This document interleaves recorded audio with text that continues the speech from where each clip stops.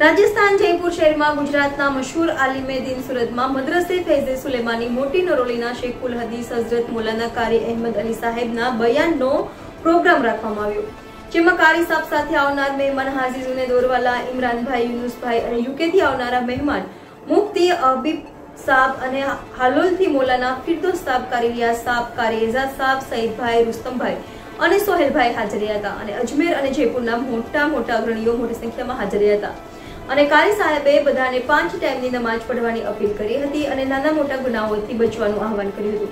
Mobile માટે સમય ઓછો બગાડવો જોઈએ. ત્યારબાદ કારી સાહેબે દુઆ કરી હતી કે આખા જગતમાં જેટલા પણ ધર્મના લોકો છે તે બધા એકબીજાથી હળી મળીને રહે અને સમગ્ર ભારત દેશમાં શાંતિ ભાઈચારો બની રહે એવી અલ્લાહ તાલાથી દુઆ કરી હતી.